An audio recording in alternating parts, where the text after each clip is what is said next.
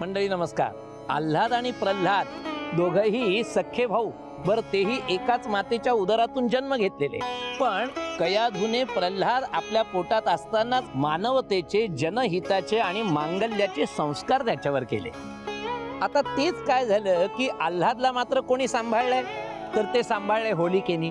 आणि होलिकेनी काय केलं की दैत्य विचार, तमस विचार फक्त त्याच्यावर टाकून त्याला वाढवलंय, फक्त त्याचं संगोपन केलेलं आहे। आता याच्यामध्ये त्या आल्हादची चूक काय म्हणायची, पण त्यांनी केलेल्या कृत्याचं रूपांतर किती भयावह घटनेत होत आहे आपण स्वतःच बघा। इतका वेळ झाला, अजून प्रल्हाद आतमध्येच आहे, अजून कसलीच हालचाल का नाही झाली। इतक्या वेळात तर त्याला एकापेक्षा जास्त सर्पांनी दंश करायला हवा होता, आणि त्याची ती येणारी कळवळून किंकाळी ती सुद्धा आली नाहीये। पण एवढा विलंब कसा झाला?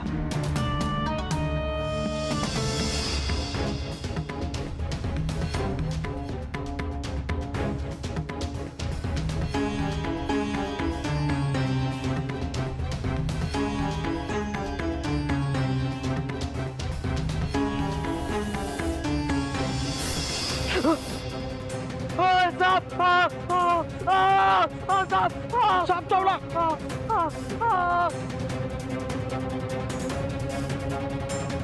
राजकुमार साप चावला।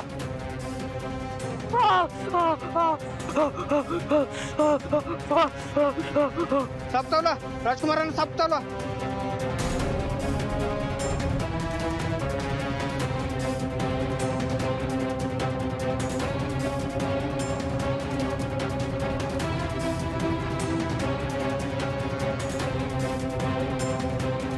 राजकुमार, राजकुमार उठा। राजकुमार, काय होते तुम्हाला? राजकुमार,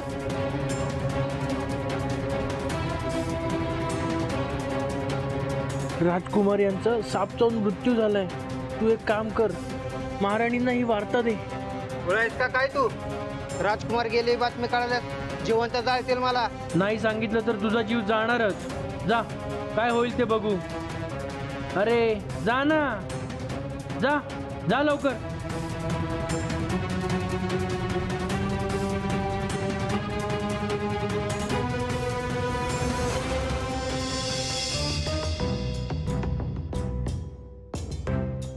कयाधू, अगं ते दूध तरी पिऊन घे, अन्यथा थंड होईल। होलिका, मला आता काळजी वाटू लागली आहे। इतका वेळ झाला तरी आपले पुत्र अजून परत कसे आले नाहीत? हो ना, मलाही हुरहुर लागली। कधी एकदा आल्हाद परत येतोय आणि मला सुवार्ता देतोय असं झालंय। सुवार्ता? महाराणी, महाराणी, महाराणी, महाराणी, घात झाला महाराणी। घात झाला? घात झाला हेच ऐकायला माझे कान आसुसलेले होते। होलिका, हा काय असुरी आनंद आहे? तो सैनिक म्हणतोय घात झाला म्हणजे नक्कीच कोणीतरी संकटात असेल। अगदी बरोबर ओळखलंस, संकटातच आहे। आणि हेच ऐकायला माझे कान आतुर झाले होते। हेच ऐकायला भगवान हिरण्यकश्यपू यांचे देखील कान आतुर झाले। महाराणी, महाराणी, मंदिराजवळ। मंदिराजवळ? मंदिराजवळ काय? राजकुमार, राजकुमारांना सर्पदंश झाला, हो ना?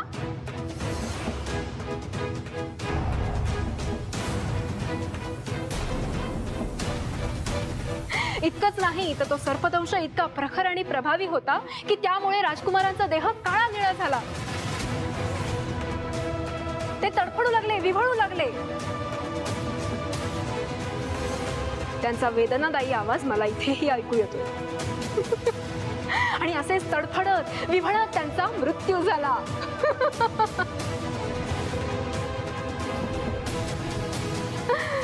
हे घे, तुला आमच्याकडून भेट। माझा पुत्र राजकुमार आल्हाद याने आपले काम अगदी चोख पार पाडले। जे काम इतक्या वर्षात भगवान हिरण्यकश्यपू यांना जमलं नाही ते या होलिकेने करून दाखवले। राजकुमार प्रल्हाद आता तडफडून मृत्यू पावले। नष्ट केलं त्यांना या होलिकेने। महाराणी, तुमचा काहीतरी गैरसमज होतोय। साप राजकुमार प्रल्हादांना नाही तर राजकुमार आल्हादांना चावला आहे।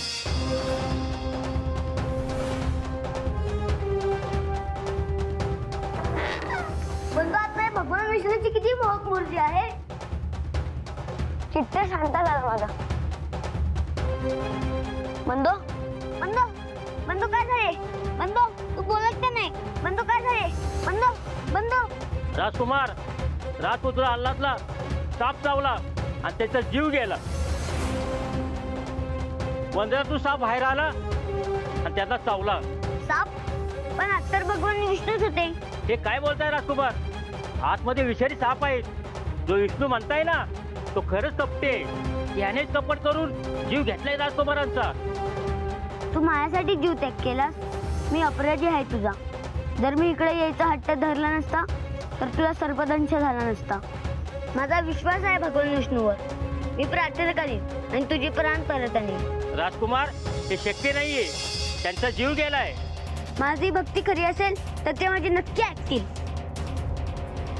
मी माझा प्राण देईन पण तुझा जीव परत आणीन. ओम नमो भगवते वासुदेवाय. ओम नमो भगवते वासुदेवाय.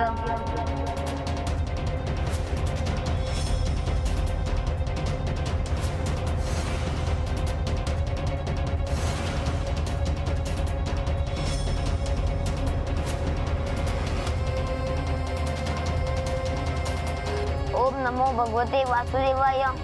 ओम नमो भगवते वासुदेवाय.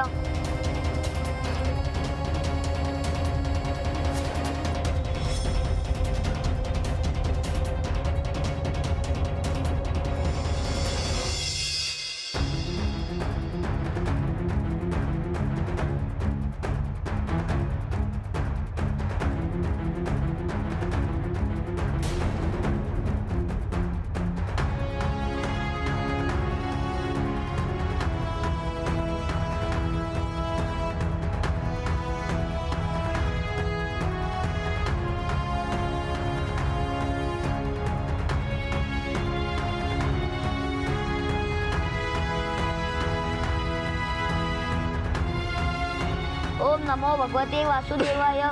ओम नमो भगवते वासुदेवाय. ओम नमो भगवते वासुदेवाय. ओम नमो भगवते वासुदेवाय. प्रल्हाद, बंदो बंदो कसा आहेस तू? तू पुन्हा जिवंत झालाय. भगवान श्री विष्णूंची कृपा. ओम नमो भगवते वासुदेवाय. ओम नमो भगवते वासुदेवाय. ओम नमो भगवते वासुदेवाय. प्रल्हाद, कसा आहेस तू? काय झालं होतं तुला? तो सैनिक तुझ्याबद्दल अनाठाई बोलत होता पण तू तर सुखरूप आहेस. नाही माते, तुझा गैरसमज होतोय. तो सैनिक खरंच सांगत होता. हा सगळा चमत्कार घडला आहे. मला सर्पदंश झाला होता आणि मी मृत पावलो होतो. मला याचेच आश्चर्य वाटते आहे की मी परत जिवंत कसा झालो. होय महाराणी, राजकुमार अल्लाद मृत अवस्थेमध्येच होते.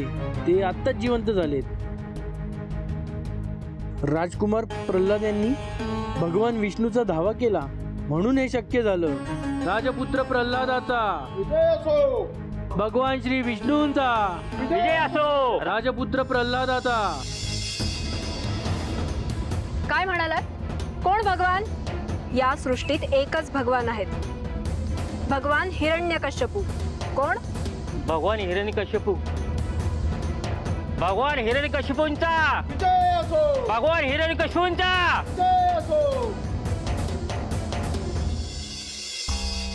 पुत्र अल्हाद, काळजी करू नकोस. काहीही वावगे घडलेले नाही. या दुष्ट प्रल्हादाने त्या नीच विष्णू सोबत मिळून काहीतरी मायावी कपट केले आहे. परंतु आता सगळे ठीक आहे. ह्याची शिक्षा मी त्याला नक्कीच देईन. होलिका, प्रल्हाद त्याचा भाऊ आहे. तो असं का वागेल त्याच्याशी? मला काहीही ऐकायचे नाही. यांचे हे कपट तिथेही चालू होतेच. शांत हो माते, शांत हो. तू समजतेस तसं खरंच काही नाहीये आणि प्रल्हादला आरोपी मानू नकोस. आज मी तुझ्या समोर उभा आहे ते केवळ ह्याच्यामुळेच. मी जिवंत होण्यासाठी, प्रल्हाद स्वतःचा प्राण देण्यासाठी सुद्धा सज्ज झाला होता. यात मी काहीच केलेलं नाही बंधू.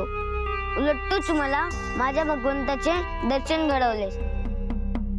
मी तुझा ऋणी आहे.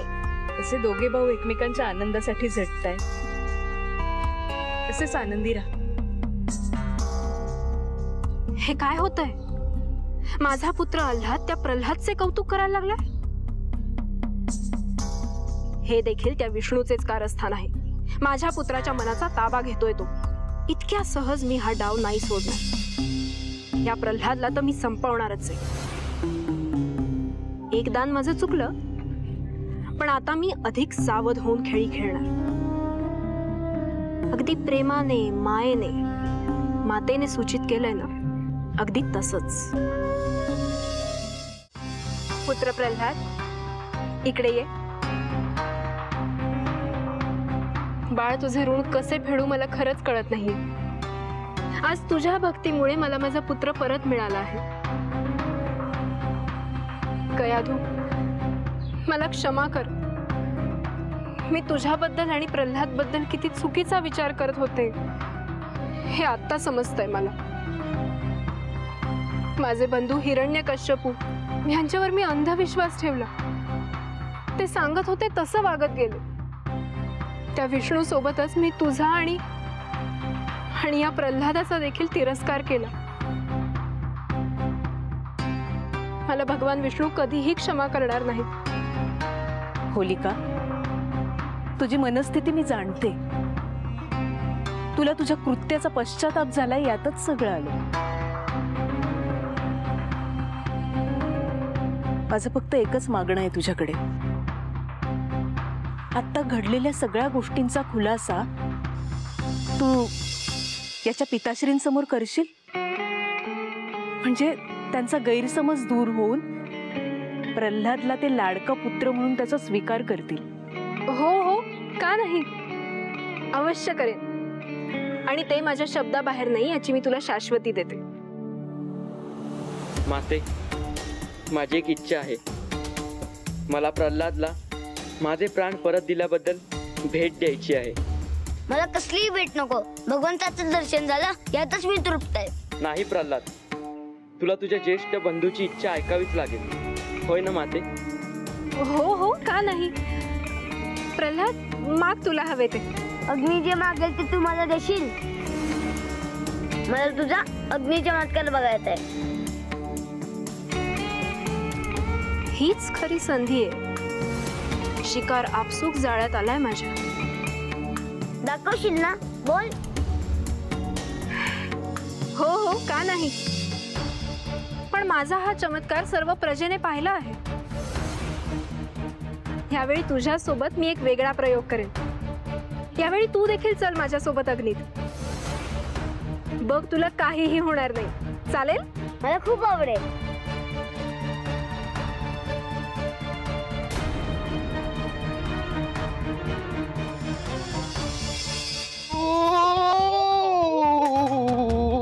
आल्हाद, खाली उतरव त्याला.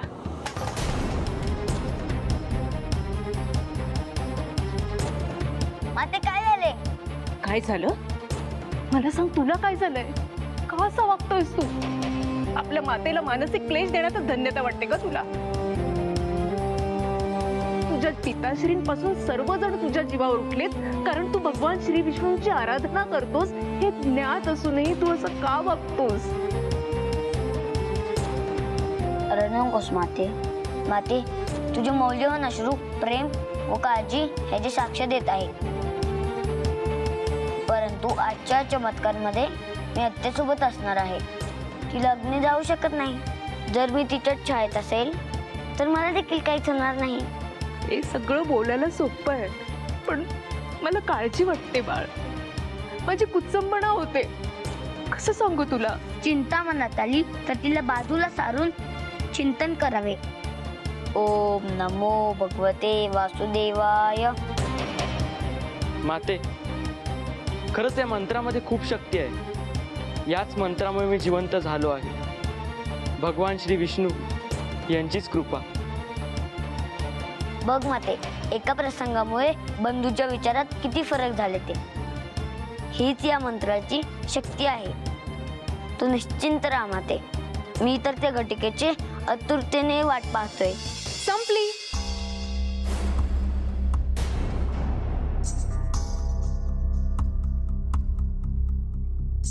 प्रतीक्षा संपली पुत्र प्रल्हाद. पुढील काही क्षणातच आपण त्या ऐतिहासिक चमत्काराचे प्रात्यक्षिक सर्वांसमक्ष सादर करू. मला खात्री होतेच तुला कोणीतरी दडपणाखाली आणले असेल, भय दाखवले असेल, होय ना? पण तू अजिबात चिंता करू नकोस. आपण कोणी सामान्य मनुष्य थोडीच आहोत. आपण असुर राज्यातले राज्यकर्ते आहोत. आणि तू तर साक्षात भगवान हिरण्यकश्यपू यांचा पुत्र आहेस. त्यांचे अभय आहे तुला. होय आत्या, आता मला अजिबात भीती वाटत नाही. बघितलंस कसा शूरवीर आहे तुझा पुत्र. आता तुम्ही सभेमध्ये हजर व्हा, आम्ही येतोच.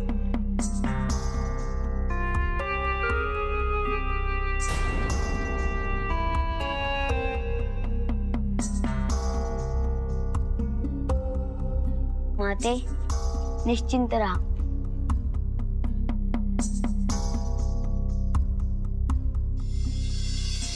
तू पण येतेस ना? बघ, तुझा पुत्र अग्नीमध्ये प्रवेश करतोय. स्वतःच्या डोळ्यांनीच बघ त्याचं काय होईल ते. हे कृत्य करण्यामागे तुझे इतर कुठले कारस्थान नाही ना, याबद्दल मला तीव्र शंका येते आहे. काय? तुला माझ्या प्रेमावर शंका येते? अगं, तुझ्या पुत्राची इच्छा पूर्ण व्हावी हाच माझा मानस आहे, आणि त्यातही तुला अडसर आहे. याचे सबळ कारण आहे माझ्याकडे. आम्हाला इथे नेमके का बोलवण्यात आले होते हे कळून चुकले आहे मला. तुझा प्रेमळ मुखवटा उतरला आहे होलिका त्या सर्पदंशाच्या घटनेमुळे. माझ्या प्रल्हादाचे नशीब बलवत्तर म्हणून भगवान श्री विष्णू त्याच्या मदतीस धावून आले. अगं, पण त्याच प्रल्हादाने माझ्या पुत्राचे प्राण वाचवले हे विसरलीस का? त्याचे खूप उपकार आहेत ग माझ्यावर. त्याच्यासाठी मी अग्निप्रवेश करतेय. अग्निविजयाचे वरदान तुला आहे होलिका, प्रल्हादास नाही. आणि म्हणूनच मला तुझ्या कृत्याविषयी शंका येते आहे. तुझी काळजी मला समजतेय कयाधू, पण विश्वास ठेव, माझ्या कोशात आल्यानंतर त्या निष्पाप प्रल्हादापर्यंत अग्नी पोहोचणार देखील नाही.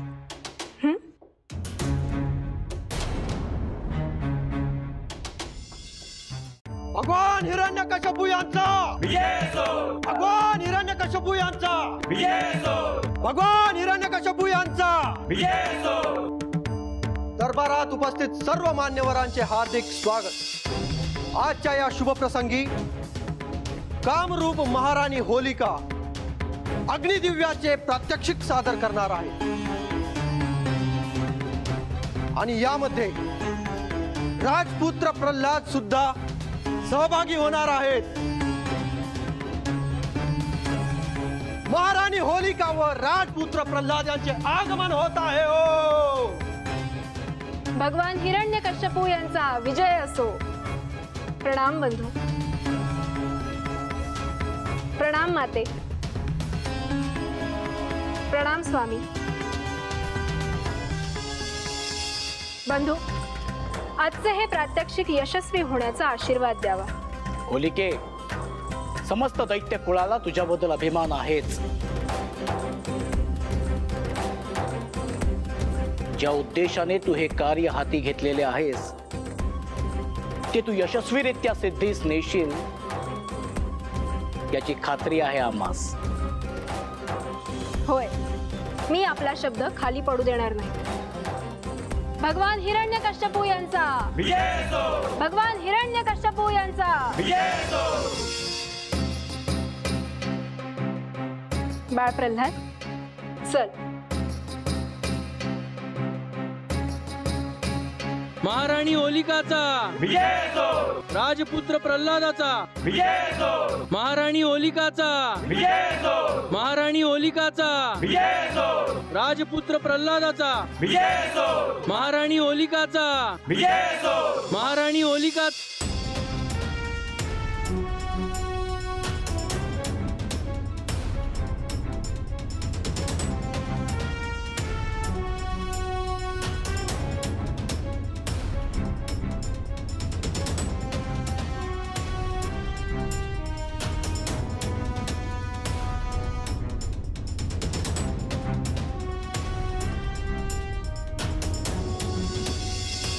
मंडळी, प्रल्हादाने आमंत्रण दिलंय ते प्रत्यक्ष होलिकेच्या वरदानाला, जिला साक्षात अग्निदेवाचं वरदान आहे.